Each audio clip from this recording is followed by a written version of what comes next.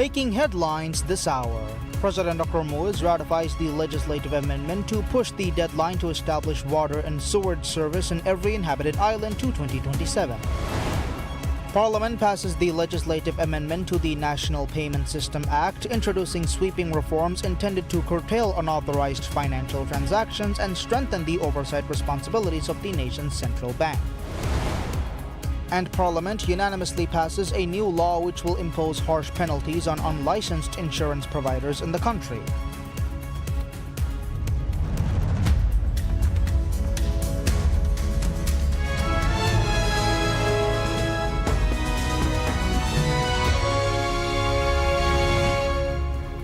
Bismillah ar-Rahman ar-Rahim. Assalamu alaikum and welcome to PSM News in English with me, Abdullah Ahil. And now the news in detail. President Dr. Mohammad Muiz ratifies the legislative amendment to push the deadline to establish water and sewage service in every inhabited island to 2027.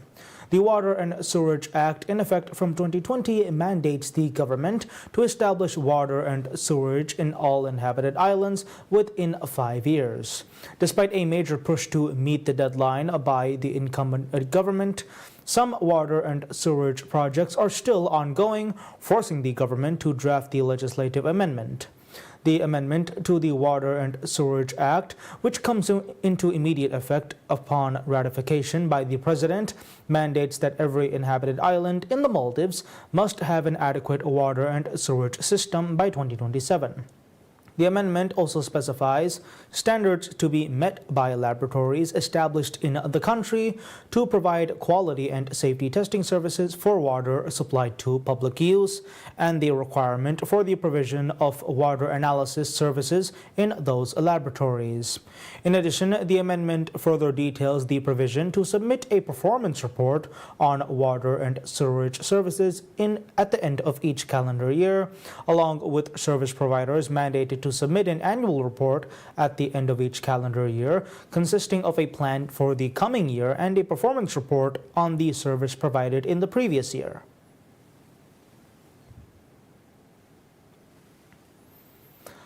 Parliament passes the legislative amendment to the National Payment System Act, introducing sweeping reforms intended to curtail unauthorized financial transactions and strengthen the oversight responsibilities of the nation's central bank.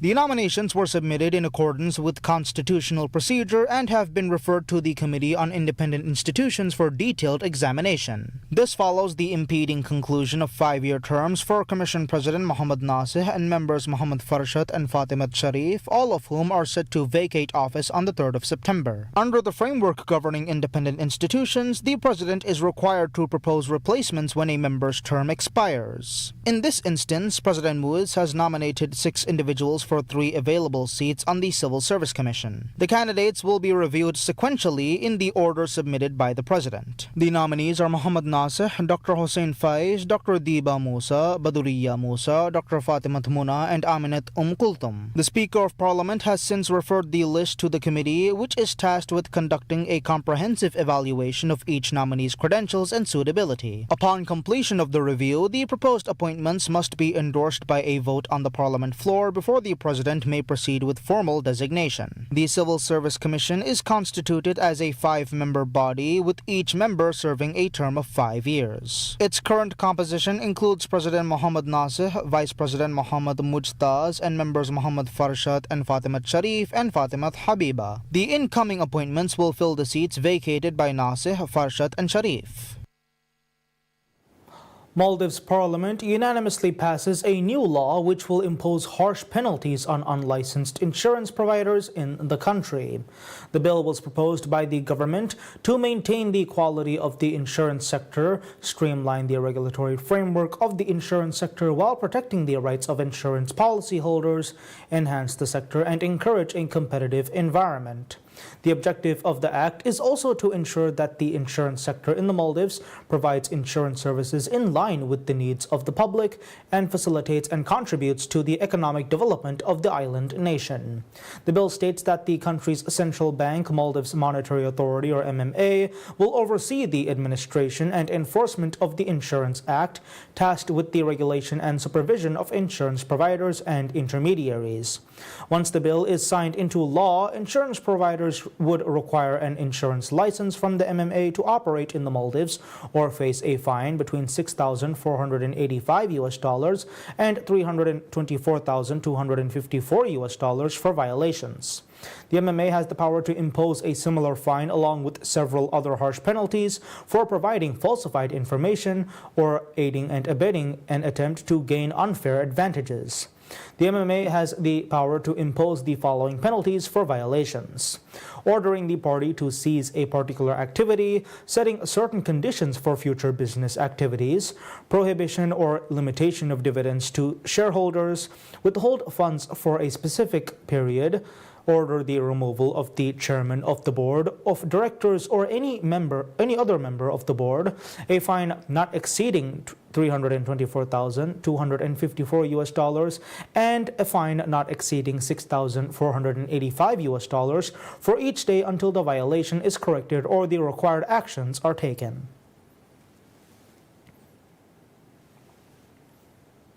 Parliament gives its green light to the appointment of Mohammad Shafiq Mamdouh as a member of the Human Rights Commission of Maldives or HRCM. The president forwarded his preferred choice for the two-member positions on HRCM out of the eligible candidates who applied following the announcement by the president's office. During the parliament sitting, the president picks Muhammad Faris Taha and Mohammad Shafiq Mamdouh were forwarded to the Parliamentary Human Rights and Gender Committee for vetting. However, during the committee interview stage, only Shafiq had managed to clear the minimum 75% mark threshold required for it to sign off on appointments to independent institutions. As recommended by the committee, the parliament during its sitting on Monday unanimously gave its green light for the president to appoint Shafiq as the new member of HRCM. The HRCM comprises 5 members. The current commission members are President Mariam Muna, Vice President Mumina Wahid, members Aminat Shifat, Abdul Razzaq Samao Ahmad Najib and Ismail Habib. The 2 vacancies are open as the terms of Mumina and Shifat are set to expire next month. Parliament opens formal deliberations on 6 candidates nominated by President Dr. Mohamed Muiz for appointment to the Civil Service Commission as the terms of 3 sitting members approach their scheduled expiry. The nominations were submitted in accordance with constitutional procedure and have been referred to the Committee on Independent Institutions for detailed examination. This follows the impending conclusion of 5-year terms for Commission President Mohammad Nasih and members Mohammad Farshat and Fatimat Sharif, all of whom are set to vacate office on the 3rd of September. Under the framework governing independent institutions, the President is required to propose replacements when a member's term expires. In this instance, President Muiz has nominated 6 individuals for 3 available seats on the Civil Service Commission. The candidates will be reviewed sequentially in the order submitted by the President. The nominees are Mohammad Nasih, Dr. Hossein Faiz, Dr. Diba Musa, Baduriya Musa, Dr. Fatimat Muna, and Aminat Kulthum. The Speaker of Parliament has since referred the list to the committee, which is tasked with conducting a comprehensive evaluation of each nominee's credentials and suitability. Upon completion of the review, the proposed appointments must be endorsed by a vote on the Parliament floor before the President may proceed with formal designation. The Civil Service Commission is constituted as a 5-member body, with each member serving a term of 5 years. Its current composition includes President Mohammad Nasih, Vice President Mohammad Mujtaz, and members Mohammad Farshat and Fatimat Sharif and Fatimat Habiba. The incoming appointments will fill the seats vacated by Nasih, Farshat, and Sharif. The Prosecutor General's or PG office describes the new Prevention of Gang and Other Serious Offences Act as a decisive step in the nation's effort to combat organized crime and gang-related violence. While previous legislation targeting gang activity, intimidation, and the possession of dangerous weapons has been in place since 2010, it has not produced effective results. The new law that will come into effect on the 25th of August following its ratification in May addresses these gaps and provides a stronger response the public has long called for. As prosecutors and law enforcement agencies prepare to implement the new law, Public Prosecutor Ahmad Naushad, speaking on PSM News Rajamia the program, acknowledged the gaps in the current legislation does not account for the ever-changing tactics used in organized crime. Naushad said gangs nowadays resort to violence and organized crime without using weapons that had not been properly addressed in the present legislations. He said the new landmark law, however, provides law enforcement authorities to clamp down on organized crime like kidnapping and witness intimidation, mostly done without the use of a weapon. Naushad highlighted that the new law offers law enforcement agencies the ability to declare a criminal group as a gang through the High Court to crack down on their criminal activities and even seize illicit wealth. The new statute formally defines offenses related to gang activity and organized crime, introducing strict penalties while significantly broadening law enforcement authority. It establishes monitoring mechanisms for high-risk individuals and includes provisions to prevent the recruitment of minors into criminal organizations. Structuring its approach around prevention and enforcement, the law aims to dismantle entrenched networks and disrupt their operations. Under its provisions, law enforcement agencies are tasked with identifying gangs and individuals affiliated with them, a step intended to weaken criminal networks and limit their ability to operate. The legislation also authorizes the seizure of illicit assets linked to organized crime, criminalizing financial support for such groups. Law enforcement agencies have been granted expanded powers to conduct controlled deliveries and covert operations aimed at dismantling organized crime syndicates. The law explicitly criminalizes recruitment into organized crime with stiff penalties for those responsible. The government begins a major redevelopment of Boruta-Crofano-Magu, a principal artery in the capital city of Male that underpins the daily movement of government officials, business operators, and ferry commuters. The initiative, which commenced today, will transform the southern stretch of the road into a 4-lane carriageway, marking a significant step in the government's broader urban renewal strategy.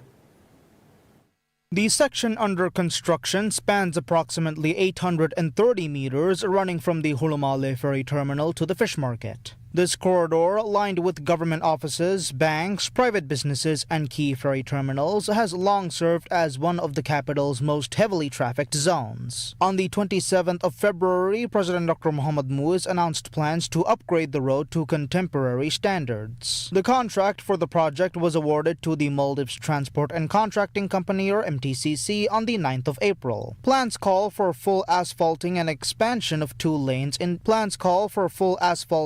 expansion to 2 lanes in each direction. To accommodate the widened carriageway, the inner quay wall in the area will be extended. The development has been structured into 3 distinct phases, allowing for systematic execution across the northern segment. Valued at $9.37 million, the MTCC-led project is scheduled for completion within 15 months. It forms part of a wider government program to modernize all major roads in Male and Villamale, a scheme largely financed through grant aid from the Chinese government. A feasibility study for the broader initiative was completed earlier this year, laying the groundwork for its operational rollout. Traffic management measures have been introduced in tandem with the start of construction. From the 18th of August to the 13th of October, one side of Boruta-Crofano-Magu from the travelers market of the official Izzuddin Jetty will be closed to vehicular traffic. The harbor-facing side of the road will also be inaccessible, with additional restrictions imposed around the fish market during peak hours. MTCC has completed the required Environmental Impact Assessment, or EIA, acknowledging the road's essential role in daily urban mobility. The modernization is expected to alleviate congestion and enhance infrastructure resilience in one of Male's most strategically significant districts.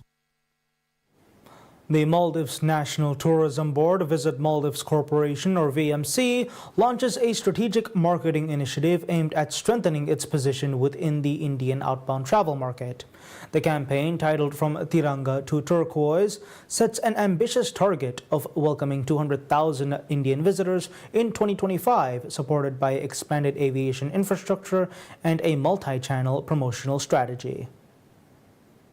Symbolically, the campaign traces a journey from the colors of India's national flag to the turquoise waters and white sand beaches that define the Maldivian islands. This thematic framing coincides with a period of sustained growth in Indian arrivals, which have increased by more than 130% compared to 2017 and 2018 levels. In 2023, Indian visitor numbers reached a record 209,193. By mid-August 2025, over half of the current year's target had already been achieved. The campaign's strategic intent was outlined by Ibrahim Shuri, Chief Executive Officer and Managing Director of Visit Maldives. He said that the Maldives aspires to become the preferred destination for a range of Indian traveler segments, including honeymooners, families, corporate groups, and potential film tourism. To reach these audiences, the campaign employs a broad spectrum of promotional activities. Collaborations with micro and macro social media influencers are complemented by media familiarization trips designed to showcase Maldivian hospitality. Coverage in India's leading newspapers through advertorials and feature stories further amplifies the message. A series of Tri-City roadshows is also planned, bringing together airlines, media representatives, and travel trade partners. Momentum from early efforts has already translated into significant visibility. In February, VMC hosted a Maldivian night at the Four Seasons Hotel in Mumbai, attended by more than 100 high-profile guests, including celebrities and over 20 influencers. The event positioned the Maldives as both a luxury and family-friendly destination, leveraging a combined social media reach exceeding 200 million. The newly inaugurated passenger terminal at Villana International Airport has increased annual capacity to 7 million tourists, streamlining passenger flow and enhancing the overall travel experience. Later this year, the opening of Hanimadu International Airport is expected to improve direct connectivity from India, offering more convenient access to northern atolls.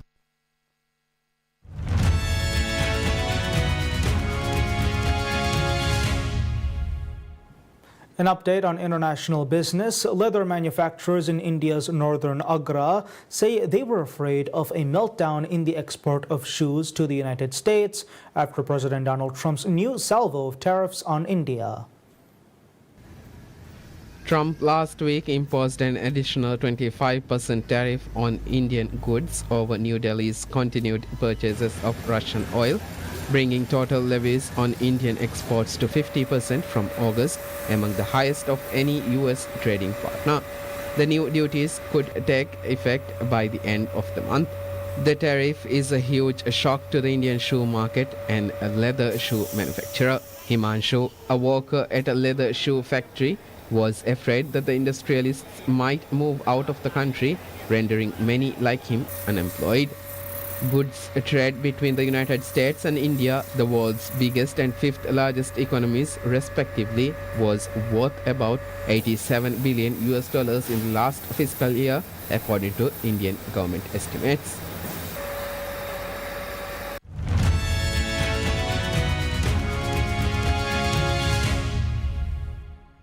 Insights into world events. Conservative former President Jorge Tuto Quiroga concedes second place in Bolivia's presidential election, congratulating frontrunner Rodrigo Paz and calling for national unity to address the country's severe economic crisis. Former President Quiroga acknowledged the results that showed him trailing centrist candidate Rodrigo Paz of the Christian Democratic Party, who led the vote according to early official results from the Electoral Tribunal. Quiroga told supporters, quote, "We are in the second round and my first words are congratulations to Rodrigo Paz Pereira and the campaign he has run, and let's give him a round of applause," unquote. After results showed centrist Senator Rodrigo Paz Pereira leading with 32.8% of the vote, followed by right-wing former President Jorge Tuto Quiroga at 26.4%. The October 19 runoff will likely pit Paz against Quiroga, marking the country's first ever presidential runoff in Bolivia's democratic history. The former president used his connection speech to call for national healing and framed the economic crisis as the central challenge facing the country. The results represent a stunning shift in Bolivian politics.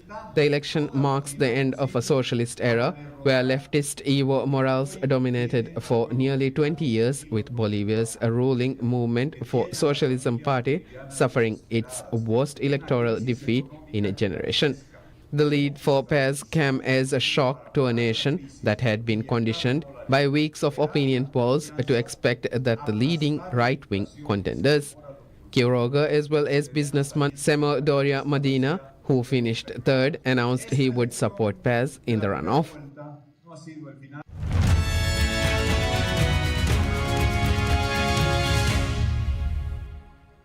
Moving on to world sports, Jose Artur's late goal secured a 1-1 draw for the Houston Dynamo against the Vancouver Whitecaps, tempering the MLS debut of German Thomas Müller. Artur's 25-yard strike in stoppage time found the net after a setup by Amin Bassi, leveling the match for the Houston. Brian White opened the scoring for Vancouver with a 6-minute penalty kick after Jaden Nelson was tripped by Houston's Griffin Dorsey. White's goal gave the Whitecaps an early lead, but they missed several chances to extend their advantage, including Nelson hitting the post and White's shot being saved late in the first half. Müller, the 35-year-old former Bayern Munich icon, entered as a substitute in the 61st minute to a standing ovation from Vancouver fans. He appeared to score on a half volley less than 2 minutes later, but the goal was disallowed due to an offside call on White during the build-up. Houston nearly equalized in the first half when a deflected cross by Jack McGlynn required a kick save from Whitecaps goalkeeper Yohei Takoka to prevent an own goal. Takoka also made several key saves throughout the match to keep Vancouver in front until Artur's late equalizer. A draw marked Houston's redemption after a 3-0 loss to Vancouver last month. Both teams had chances to secure victory, but the match ended in a deadlock, leaving Vancouver frustrated in their playoff push and Houston salvaging a hard-earned point.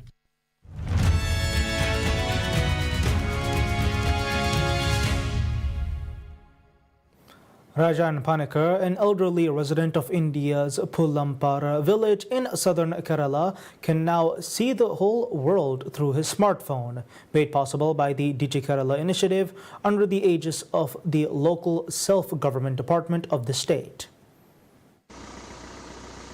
Rajan, the son of 103-year-old Karunakara Panikar, was seen enjoying short-form content with his father on social media. The father-son duo is among the beneficiaries of the Digi Kerala initiative. Thiruvananthapuram District Collector and Principal Director of the local self-government department, Jerome George, said through this initiative over 2 million citizens became a part of the digital literacy program, making Kerala the first state in India to be a digitally literate state. Volunteers enrolled with the local governing body visited homes to teach elderly residents the fundamental of using smartphones, including creating accounts on social media, accessing entertainment platforms like YouTube, and using basic features like video calls. In a way, you could say that nearly 2 million plus citizens were actually given, were part of the digital literacy program. And this way, we can now successfully, proudly say that Kerala is the first state in India to be a digital literate state, and this actually follows on from Kerala's achievements of being a first state to achieve 100% literacy in education. So it builds on our foundation, and we are sure that we can go into the next step as well. The Digi Kerala reports reflect that from the household identified, 99.98% successfully completed training and passed the evaluation tests. The initiative also helped elderly villagers overcome social isolation caused by the pandemic. On August 21st, Kerala Chief Pinarayi Vijayan is set to officially declare the state as India's first digitally literate state, as per a statement released by the Public Relations Officer. However, even after achieving milestones like these, it is a rare day in India these days when there is no media report or social media post about people being duped by a digital scam. But financial and tech analysts say more needs to be done, including awareness campaigns, cybersecurity investments by banks and fintech firms, tech training for law enforcement officers, and strong data privacy and protection rules. And that's all the news we have for today. We'll be back with any further updates. Until then, I'm Abdullah Ahil from PSM News.